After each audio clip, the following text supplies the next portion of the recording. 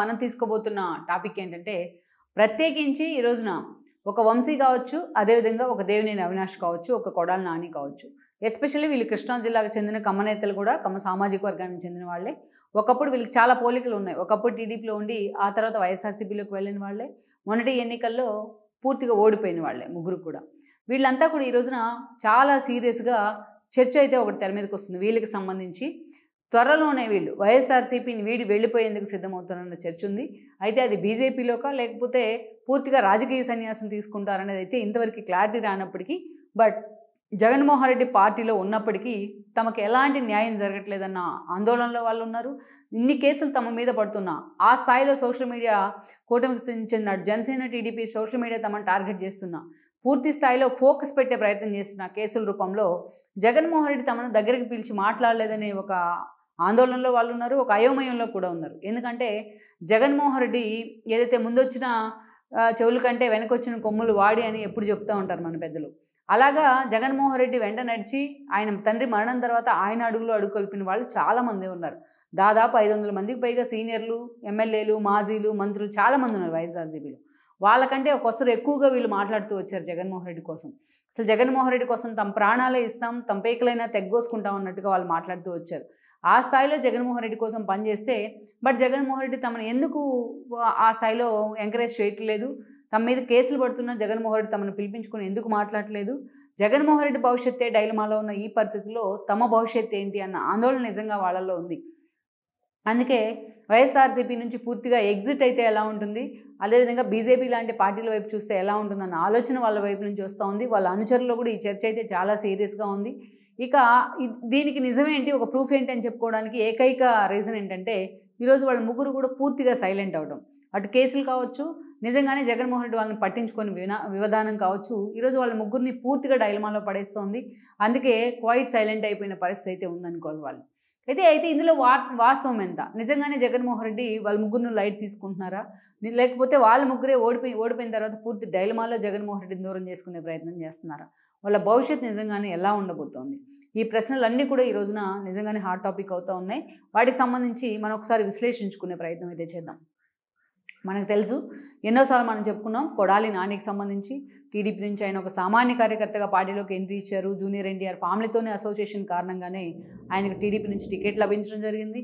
దానిలో భాగంగానే 2004లో ఆయన గుడివాడ నుంచి ఎమ్మెల్యే కూడా అయి ఉన్నారు. ఆ తర్వాత 2009 నాటికి జగన్మోహన్ రెడ్డి తన తండ్రి మరోసారి సీఎం కావడం, ఆయన సీఎం అయిన కొద్ది రోజుల్లోనే హెలికాప్టర్ ప్రమాదంలో మరణించిన కారణంతో జగన్మోహన్ రెడ్డి తన కాంగ్రెస్ సీఎం చేయని ఏకైక కారణంతో ఆ రోజు కాంగ్రెస్కి ఎదురు తిరిగారు. దాన్ని బయటకు వచ్చి వైఎస్ఆర్సీపీని పెడతాం జరిగింది. 2014 ఎన్నికలు వచ్చేటప్పటికే జగన్మోహన్ రెడ్డి జైలుకు కూడా వెళ్ళొచ్చున్నారు. పార్టీ లైమ్లైట్లో ఉంచింది షర్మిల లాంటి వాళ్ళు పాదయాత్ర రూపంలో. బట్ 2 రాష్ట్రాలు కూడా అప్పుడు విడిపోయిన పరిస్థితి ఉంది. 2 రాష్ట్రాలుగా ఉమ్మడి రాష్ట్రం విడిపోయిన పరిస్థితి ఉంది. ఇలాంటి సిచ్యువేషన్లో జగన్మోహన్ రెడ్డి జైలు నుంచి బయటకు వచ్చున్నారు. పార్టీని మరొకసారి లైమ్లైట్లో పెట్టే ప్రయత్నం చేశారు. ఈ సందర్భంలోనే కొడాలి నాని లాంటి వాళ్ళు 2009లో కూడా ఆయన గెలుచున్నారు. 2009లో గెలవడమే కాదు, అటు దేవినేని ఉమా లాంటి వాళ్ళతో చాలా సఫికేషన్ కూడా ఉంది. ఆయన చాలాసార్లు అసందర్భంగా మాట్లాడి ఎప్పుడు కూడా వార్తల్లోనే ఉంటూ వచ్చారు. ఇక 14 ఎన్నికలు వచ్చేటప్పటికే 14 ఎన్నికల కంటే ముందే కొడాలి నాని వైఎస్ఆర్సీపీలోకి రావడం జరిగింది. అప్పటి నుంచి జగన్మోహన్ రెడ్డి కోసం చాలా సీరియస్గా పనిచేస్తూ వచ్చారు. 14లో టీడీపీ అధికారంలోకి వచ్చినప్పటికీ బట్ కొడాలి నాని ప్రతిపక్షంలో ఉన్నారు, ఎమ్మెల్యేగా గెలుచున్నారు. అదే స్థాయిలో జగన్మోహన్ రెడ్డి కోసం పనిచేసేవాళ్ళు. అటు అసెంబ్లీనైనా, అదేవిధంగా ఇటు బయట అయినా, అది వేదిక ఏదైనా సరే ఆ స్థాయిలో ఒక ఫిల్తీ లాంగ్వేజ్ వాడడంలో కొడాలి నాని ముందుండేవాళ్ళు. అధికార పార్టీలో అంతమంది సీనియర్లు ఉన్న, పార్టీ అధికారంలో ఉన్న చంద్రబాబు నాయుడు అండ్ టీం మాత్రం ఆ 5 years కొడాలి నాని లాంటి వాడిని నిర్లక్ష్యం చేస్తూనే వచ్చిందని అనుకోవాలి. దాని ఫలితమే పొందిన తర్వాత పరిణామాలని చెప్పుకోవడంలో కూడా ఎలాంటి సందేహం కూడా లేదు. దెన్ అలాంటి కొడాలి నాని ఇక 2019 ఎన్నికల సమయంలో ఒక కొరకరాని కొయ్యిగా మారారు టీడీపీకి.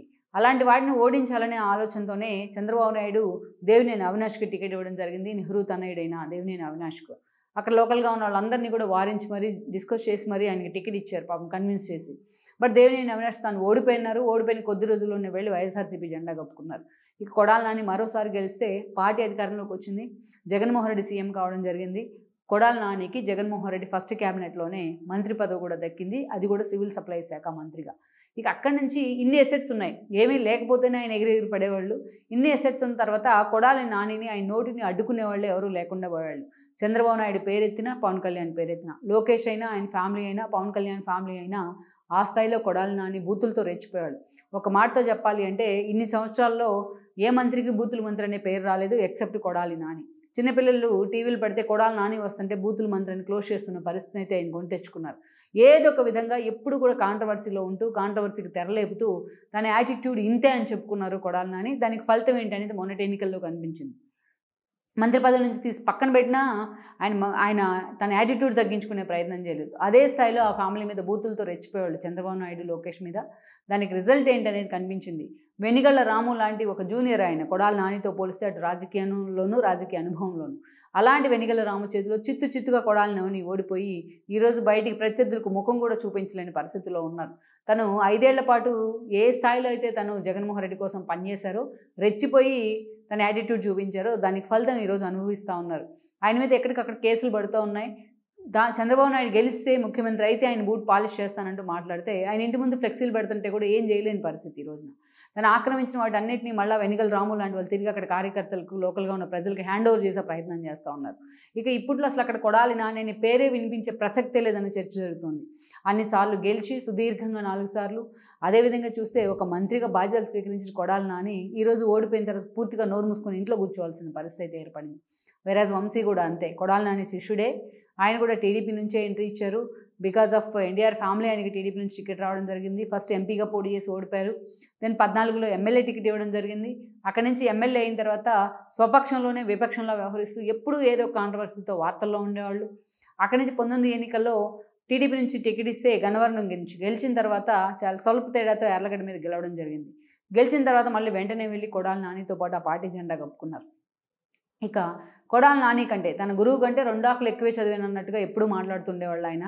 ఏకంగా భువనేశ్వరి క్యారెక్టర్ అసాసినేషన్ చేసే వరకు, లోకేష్ పుట్టుకును అవమానించే వరకు ఆయన రెచ్చిపోయిన సందర్భాలు అయితే చాలానే ఉన్నాయి. ఏకంగా చంద్రబాబు నాయుడే కన్నీళ్ళు పెట్టుకున్న పరిస్థితి ఇలాంటి దాడి సహించలేక.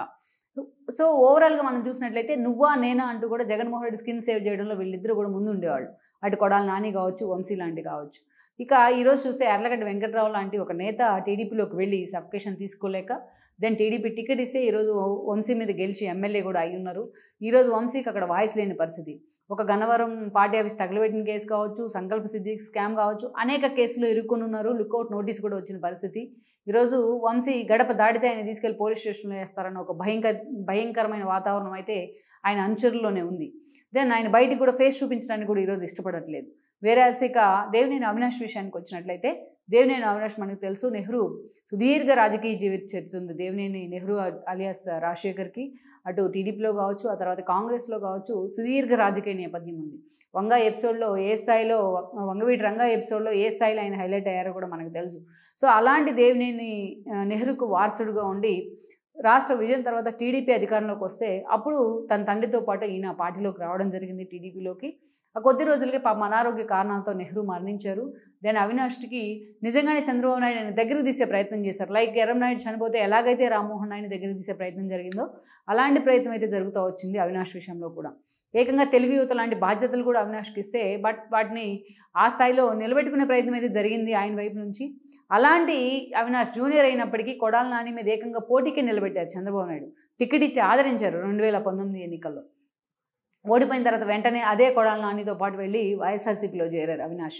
చేరడమే కాదు, వైఎస్ఆర్సీపీలో జగన్కి అత్యంత ఆప్తుడిగా మారారు.